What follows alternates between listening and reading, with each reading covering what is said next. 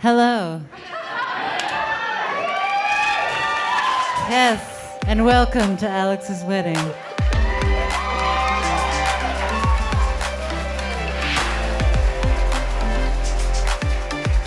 My name is Talia. I met Alex 5 years ago. We actually worked together at a wedding dress store. And when I first met Alex, she told me, we're talking about our lives. And she's like, well, I'm engaged to Mike. Well, we're not engaged. He actually hasn't proposed yet, but I know it's coming because I told him to do it, so he's going to. And one of my very first memories of hanging out with Alex, we went shopping, of course, and we were at the mall, and she's like, well, let's just go by the diamond store just to visit my engagement ring really fast. And I was like, all right, let's go. Questioning her mental stability at that point, but we went. When we walked into the store, everybody in there was like, hi, Alex. We have it right here. It's right this way. When's he coming? We've been holding it. When's it? Everybody in the diamond store knew exactly who Alex was, exactly why she was coming in. And I guess the point of this story is that since I've known Alex, there has not been an Alex without a Mike. The Alex and Mike exist as one entity. And I just have to say, when I met Mike, I was like, this is the sweetest guy in the world, because like me, Alex can be a lot, and we are a lot. You guys are perfect together. I can't imagine a more perfect wedding with all these beautiful people. And thank you for having me here and letting me be in a dress and eat food and all the stuff.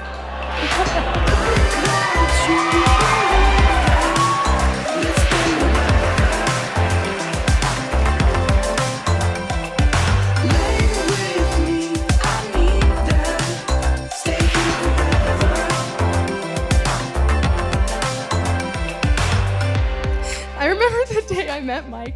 He had one arm around Alex and a bag of Doritos in the other.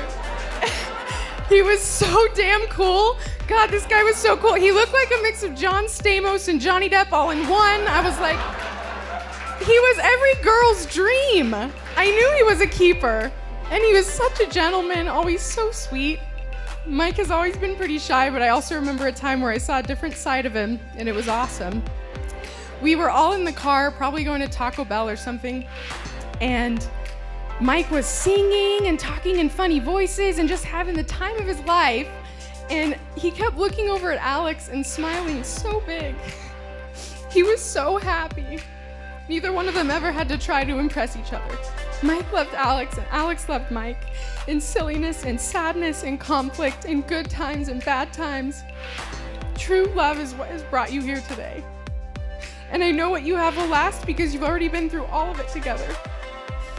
You've experienced some of the hardest trials anyone could go through, but you still choose each other. And that is what marriage is.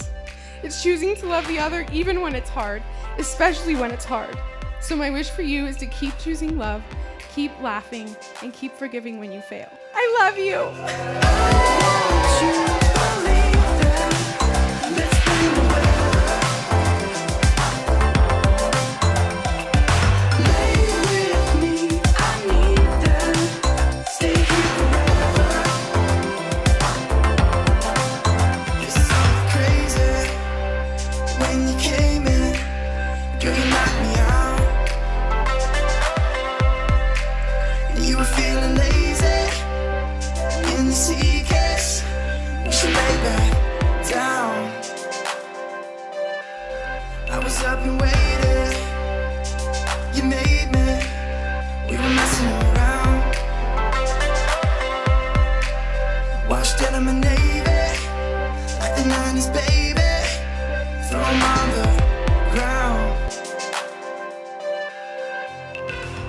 Alex, you are my very best friend. I realized this a long time ago when we were so very young. I remember when I got my first car, you cried because you said it felt so different, that the change scared you in ways you couldn't understand, and it scared me too. By that time, we were so attached to each other that any slight change in our lives felt weird because we were so in sync with our emotions. We were loving, growing, learning together, always. This is among many examples of why I love you so much, in the way I do. I love you the way you are. I love your beautiful smile that can brighten the longest of days. I love the way that your eyebrows go when you get mad or irritated at me. I love how radiant your love is to everyone around you, and to all your friends and all family and our pets. I love you with all that I am, Toro, to the moon and back, through the strongest black hole and the deepest of depths. I will always love your heart and soul. I will always be there for you. I will always care. I will always prove it, and I will always mean it. When the world freezes over, our love will still glow. You are mine and I am yours. From your high school sweetheart to boyfriend to fiance and now husband, always. I love you.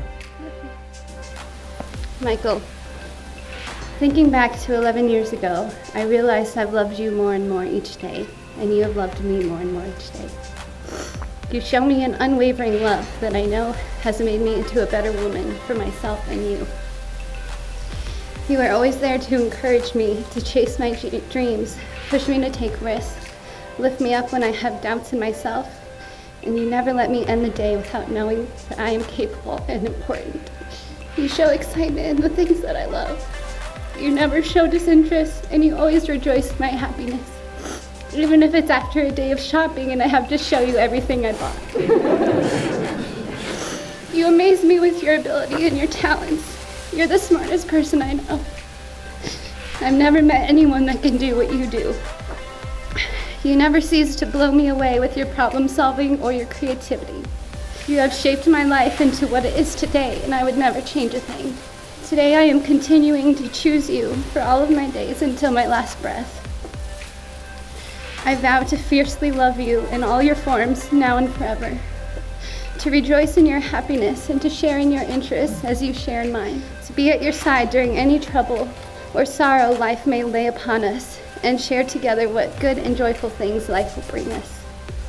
I take you as you are, loving who you are now and who you are yet to become. I give you my hand to hold and my life to keep.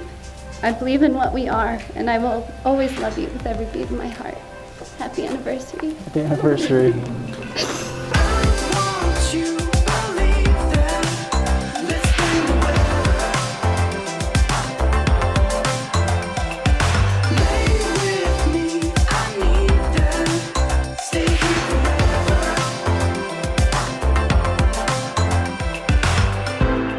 There's nothing better than to know that your kids are going to be good in life and achieve their goals. These two are amazing. They're meant for each other, and I can't wait to be grandpa.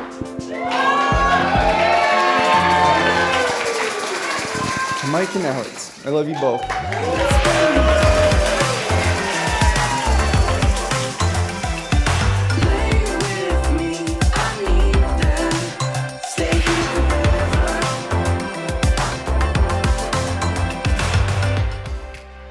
I met Alex in 1996. The years went on, and I couldn't believe how fast she grew up. And then all of a sudden, 11 years ago, Mike showed up. And I wasn't too sure about Mike, but he treated Alex so well. He was there for, he'd show up at Christmas morning, Thanksgiving dinner. He was there on the weekend. He was there Monday, Tuesday, Wednesday, Thursday. He was there in my dreams. He was there always. Once we figured out that it seemed like they were going to stick, then we got to meet Mike's family. I got to meet his dad. As long as I'm talking about Tony, though, I just want you, of course, but all of the Hartkers kids and family to know I believe he was proud of you. And I know he was proud of you because we talked about it. And so you need to know that. I love you, and congratulations, Mr. and Mrs. Hartkers.